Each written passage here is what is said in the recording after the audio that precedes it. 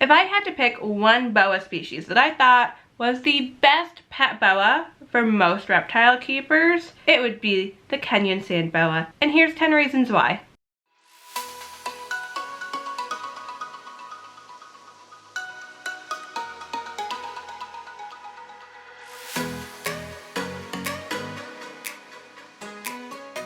Hi guys, welcome back to my channel. If you're new here, welcome. My name is Zoe, but most people know me as ZA Reptiles, and this is Tootsie, my Kenyan sand boa, and I'm going to give you 10 reasons why I think the Kenyan sand boa is the best species of boa you could keep as a pet. Number one being the obvious, they're a small species of snake. In general, they only get from like a foot to 2 feet in length, sometimes 3 if they're females, because females can get exceptionally large. But males will stay pretty small, and even some females will not hit 3 foot. Tootsie here is a female, and I got her as a baby back in fall of 2018, so you do the math. But she's not ginormous. She's definitely over a foot in length, and she's definitely still growing, but I don't have hopes of her hitting 3 feet. So they're definitely going to be a very tiny species, which is great for a lot of people that don't want a huge animal. So needless to say, a small snake isn't going to need a huge enclosure. You can do a pretty small enclosure.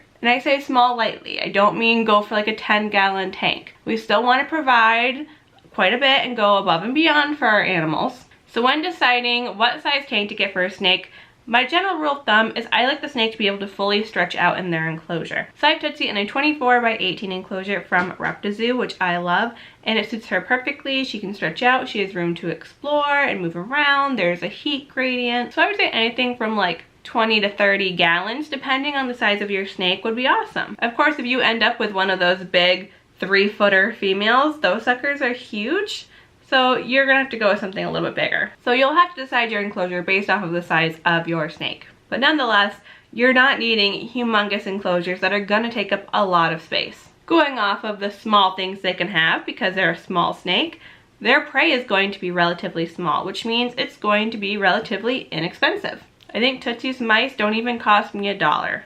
They might cost me like 90 cents.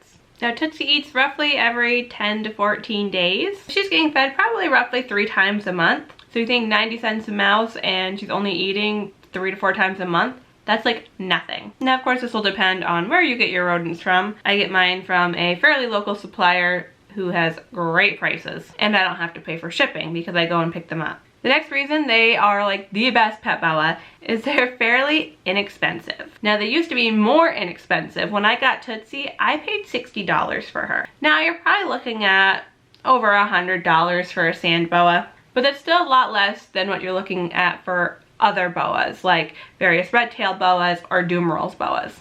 And of course that will also depend on the morph of sand boa. Tootsie's just a normal, which is why I was able to get her for $60. The next reason they are a great pet boa is they really don't need very much. They are a fossorial snake, which means they spend the majority of their time underground. Now they will climb, so you want to make sure you do give them things to climb on and some enrichment. But her tank is probably the most simple out of all of my tanks. I have plenty of dirt for her to dig and bury in, and then I just threw some small pieces of cork bark on top and a couple fake plants so that it would look nice for me to look at. And then of course a water dish. Some leaf litter to make it look nice and natural. But she definitely has the most simple tank compared to the elaborate setups I do for everybody else. So you really don't have to overthink their setup, which makes them pretty easy, especially if you're a first-time snake owner. The next reason is they usually have a pretty good temperament. And I say usually because I've heard of some people having sand boas that are a little bit iffy, but in general, sand boas have a fantastic temperament. Now as Tootsie gets older, she does do a little like huff and puff when I first take her out of her enclosure, but she's sleeping and I'm pulling her from the dirt. So I would huff and puff too, but as soon as she's out, she's as cool as a cucumber because she's like, oh, it's just you. So going off of that, with their fantastic temperament, it makes them pretty easy to handle. And you can see she's not a fast moving snake. She just kind of hangs out, does her thing, but it makes her super easy to handle as well and enjoyable to handle. So again, it's great for someone learning how to handle snakes, or if maybe you have kids and you want to teach your kids how to handle snakes. Kenyan sand boas are a really great option, You know, they're not super big, so they're not really scary and intimidating. They're slow moving, and they've got a sweet temperament. Of course, depending on the individual, like any species. So the next reason they're the best pet boa is they are just so goofy looking, and it makes them so cute.